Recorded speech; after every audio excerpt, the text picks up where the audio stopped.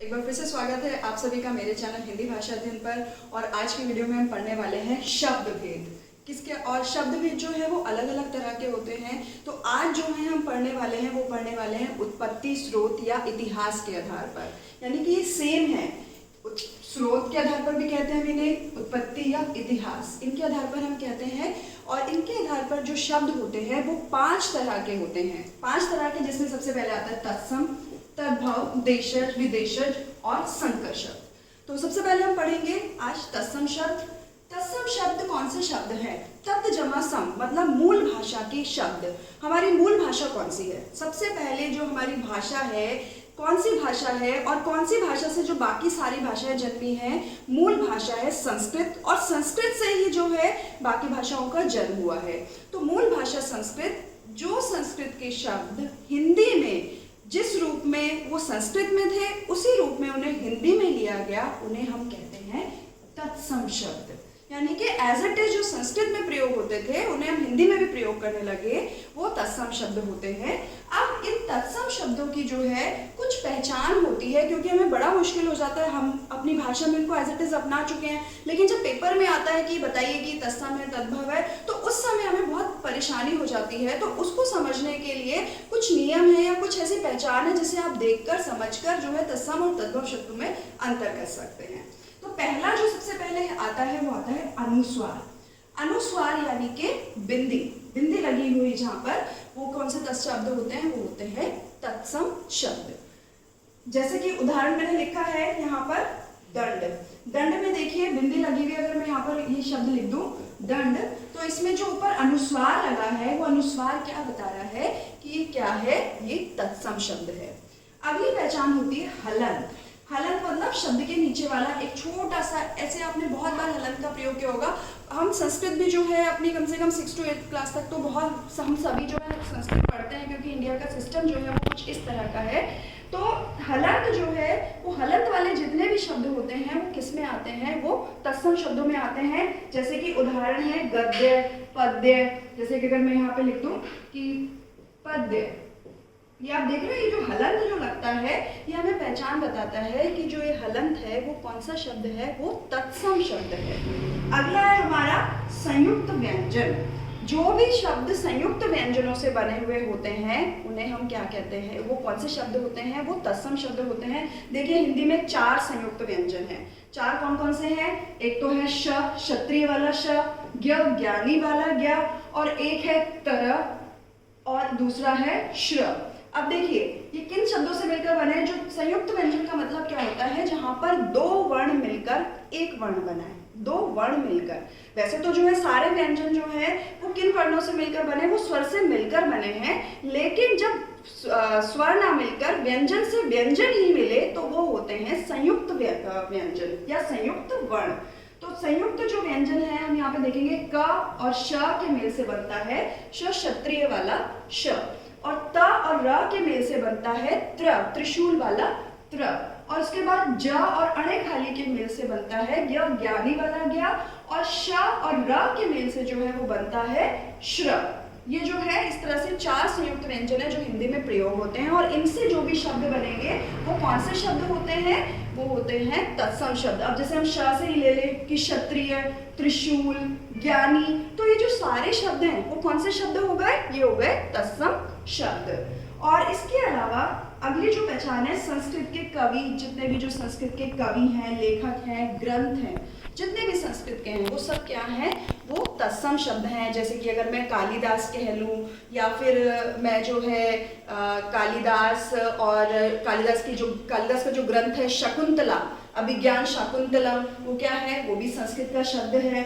और इसके अलावा जो है कोई भी ग्रंथ आ जाए, संस्कृत के कोई भी ग्रंथ हैं, वो सभी ग्रंथ लेखक के नाम, कवियों के नाम, जैसे आचार्य भरत मुनि हैं, शंकुक हैं, इस तरह से जो भी नाम है वो किस में आ जाते हैं? वो आ जाते हैं तत्सम शब्दों में। एक मैंने बीच में विसर्ग रह गया है, विसर्ग वाले जो शब्द आते हैं, विसर्ग वाले शब्द भी जो है वो तत्सम शब्द होते हैं। विसर्ग वाले शब्द जहां पर भी विसर्ग आ जाए, विसर्ग का देखिए निशान होते हैं, ये जो 2 बिंदु होती है इस तरह से, वो विसर्ग वाले शब्द होते हैं। जैसे कि मैंने शब्द बोला प्रातः काल, तो जो प्रातः काल शब्द है वो क्या है? वो तत्सम शब्द है। यहाँ देखिए प्रातः काल जो शब्द है वो तत्सम शब्द है। अब हिंदी के कैलेंडर के महीनों के नाम। आपने पुराने महीने आपने अपने घर में अपने जो दादा दादी नाना नानी से कई बार कहते हुए सुना होगा कि पुराने महीनों के हिसाब से अभी कौन सा सावन का महीना चल रहा है, आषाढ़ का चल रहा है, चैत्र का चल रहा है, भाद्रपद चल रहा है। तो हिंदी कैलेंडर के जितने भी जो ये पुराने नाम हैं वो सारे नाम जो हैं वो किस में आते हैं, वो तत्सम शब्दों में आते हैं। तो आप इनको भी याद कर लीजिएगा। उसके बाद में कठिन शब्द जो है इनका दैनिक जीवन में प्रयोग नहीं होता है। देखिए हम आमतौर पर हम बोलचाल के शब्दों में जो है जिन शब्दों का हम प्रयोग नहीं करते हैं, हमें बोलने में बहुत कठिन लगते हैं, कभी कभी हमें पढ़ने में कहीं आ जाते हैं, तो जो ऐसे शब्द होते हैं ना वो सारे शब्द तत्सम शब्दों में आते हैं। और एक और पहचान है तत्सम शब्द की, ये र वाली। किस तरह का र? या तो ऊपर र की मात्रा आए या री की मात्रा आए नीचे। तो र और री की मात्रा से जो भी शब्द आ रहे हैं वो भी तत्सम शब्दों में आते हैं। जैसे कि री से आप ऋषि वर्ड लेते हैं, लेकिन यहाँ पे देखिए र से कार्तिक, कार्तिक का महीने का भी नाम है। और यहाँ पर क्या है, कार्तिक रेफ भी आ गया है यहाँ पर। तो जो ये रेफ है ये हमें बता रहा है कि ये कौन सा है, ये तत्सम शब्द है। ये गृह, वैसे बच्चे जो है इसको क्या बोलते हैं, ग्रह बोलते हैं, ग्रह कार्य वैसे होता है गृही कार्य, क्योंकि उसमें री की मात्रा लगी होती है। जहां पर भी री की मात्रा लगी है तो हमें री के साउंड, जैसे गृही, तो ये गृही के साथ में री की मात्रा लग गई तो ये भी क्या है, ये तत्सम शब्द है। तो एक बार मैं नियम बता देती हूँ फिर से कि जहां भी अनुस्वार लगेगा वहां तत्सम शब्द होगा, विसर्ग होंगे, हलंत होगा या संयुक्त व्यंजन होंगे जो कि हिंदी में 4 हैं। और संस्कृत के जो भी ग्रंथ हैं, कवि हैं, लेखक हैं, उनके नाम हैं तो वहां भी तत्सम शब्द हैं। कठिन शब्द जो ज्यादा पढ़ने में हमें कठिन लगे वो भी तत्सम शब्द हैं। और रेफ का प्रयोग ऊपर की तरफ और री की मात्रा का प्रयोग, ये सारे तत्सम शब्द होते हैं। इसके उदाहरण है कुछ, जैसे दंड है, गद्य है, प्रातःकाल, क्षेत्र, अश्रु। देखिए ये संयुक्त व्यंजन आ रहे हैं, ये भी संयुक्त व्यंजन है। फिर अभिज्ञान शकुंतलम, ये संस्कृत के ग्रंथ का नाम है। मेघदूत है। और शंकुक, ये भी संस्कृत के जो हैं महान कवि और ये ग्रामर लिखने वाले, हिंदी की ग्रामर लिखी है इन्होंने बहुत सारी। फिर आषाढ़ महीने का नाम है, चैत्र महीने का नाम है। परिष्करण देखिए पढ़ने में, एक परिष्करण आमतौर पर बोलचाल में जो है प्रयोग नहीं होता, तो परिष्करण शब्द भी क्या है, वो एक संस्कृत का शब्द है, कार्तिक और गृह।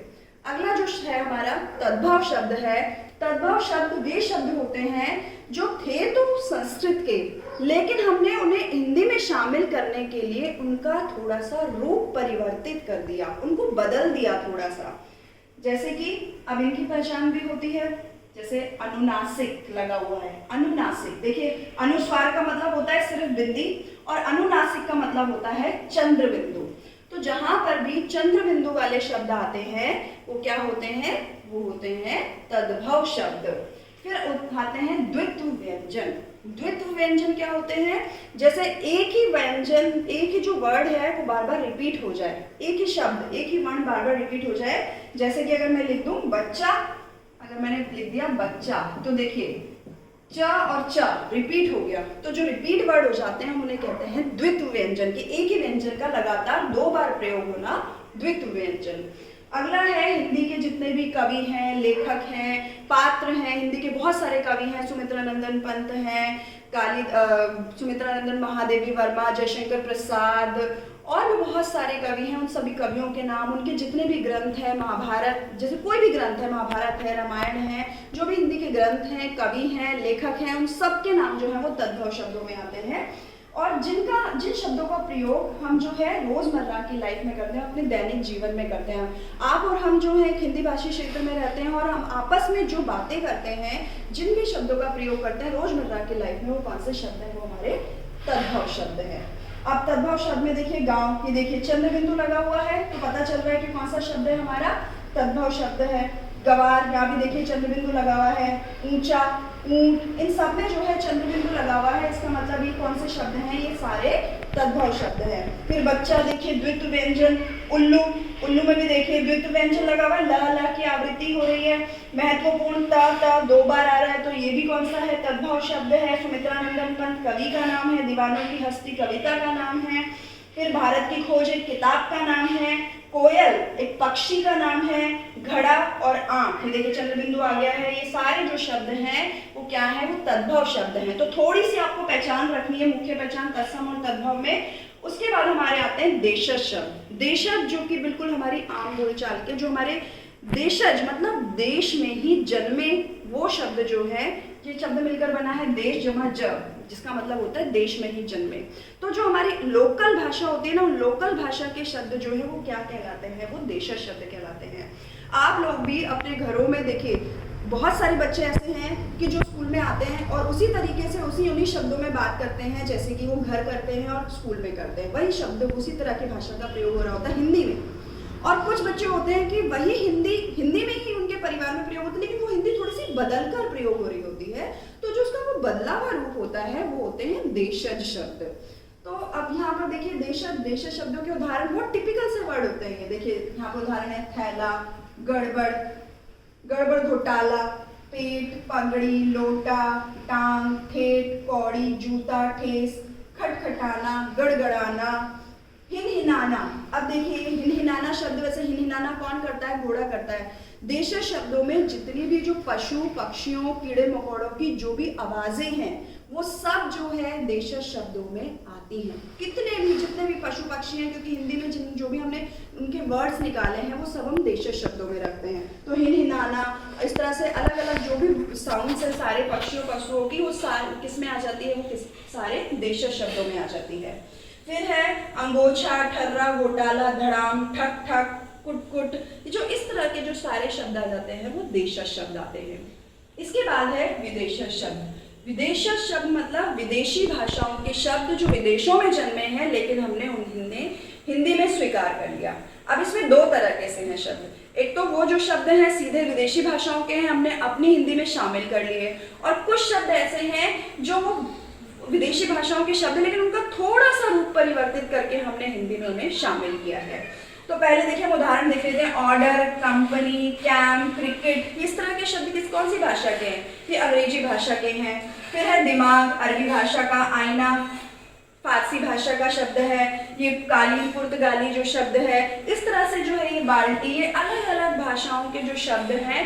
बुजुर्ग जो है, बुजुर्ग, अगर मैं बुजुर्ग शब्द लिखूं तो बुजुर्ग, आप देखिए हमारी हिंदी में सबसे ज्यादा प्रयोग होने वाला शब्द है बुजुर्ग। ये जो है रूसी भाषा का शब्द है। तो बहुत सारी भाषाओं के शब्द जो हैं वो हिंदी में शामिल किए गए एज इट इज, और उन्हें हम क्या कहते हैं, विदेशज शब्द। और ये कौन कौन से भाषाओं के शब्द है, अंग्रेजी से हैं सबसे ज्यादा, अंग्रेजी, उसके बाद अरबी फारसी से हैं सबसे ज्यादा, चीनी भाषा के हैं, रूसी भाषा के हैं, पुर्तगाली के हैं, डच के हैं। ये सारे जो शब्द हैं हमने हिंदी में स्वीकार किया। और ये सब प्रभाव किस तरह से पड़ा, क्योंकि ये विदेशी आक्रामक और व्यापारी के तौर पर भारत में आते रहे, और अंग्रेज जो है वो सबसे लंबे टाइम तक भारत में रहे। इस वजह से वो ज्यादा शब्द जो हमारे हिंदी में शामिल हुए, और बाकी भी व्यापारी और अन्य तौर पर हमारे देश में आते रहे, तो इसलिए उन्हें हिंदी में स्वीकृति मिल गई। फिर अगला जो शब्द है हमारा संकर शब्द है। संकर शब्द जो होते हैं वो होते हैं दो शब्दों का, दो अलग अलग भाषाओं की मिलने से जो शब्द बना है वो संकर शब्द कहलाते हैं, और जिन्हें हिंदी में स्वीकृति मिली हुई है। देखिए उदाहरण देखेंगे। रेलगाड़ी, जो रेल शब्द है, रेल मतलब होता है पटरी, और गाड़ी मतलब पटरी पे चलने वाली गाड़ी, रेलगाड़ी इकट्ठा। तो रेल जो है वो अंग्रेजी भाषा का शब्द है, और गाड़ी जो है वो हिंदी भाषा का शब्द है। तो दो अलग भाषाओं के शब्द मिलकर जब एक तीसरा शब्द बना रेलगाड़ी, तो ये क्या हो गया, ये संकर शब्द हो गया। तो आपको देखना है कि जहाँ दो शब्दों का मेल हो रहा है वो क्या है, संकर शब्द है। तो पान, दान, अब देखिए पान क्या है, वो है हिंदी भाषा का शब्द, और दान शब्द जो है वो किसका शब्द है, फारसी भाषा का, और ये मिलकर क्या बन गए, संकर शब्द। अगला है छायादार। छाया जो है वो संस्कृत का शब्द है, और फारसी क्या है, वो दार क्या है, वो फारसी का शब्द है, तो छायादार। उसके बाद है ये टिकट घर। अब टिकट क्या है, वो अंग्रेजी भाषा का शब्द है, घर जो है वो हिंदी भाषा का शब्द है, तो ये बन गया टिकट घर, संकर शब्द। उद्योगपति, उद्योग है अगेन संस्कृत भाषा का, और पति जो है वो हिंदी भाषा का, उद्योगपति हो गया संकर शब्द। बेढंगा, अब बे क्या है, फारसी का उपसर्ग है, ये फारसी का शब्द, फारसी का उपसर्ग है, इसलिए फारसी का शब्द कहलाएगा। तो बे प्लस ढंगा जो है वो देसी शब्द है। अब ढंगा मतलब सुनने में जो शब्द आपको थोड़ा अटपटा लग रहा हो ना, वो देसी भाषा, देशज शब्द, तो ये देशज शब्द है, बेढंगा बन गया संकर शब्द। उसके बाद है अपील करता।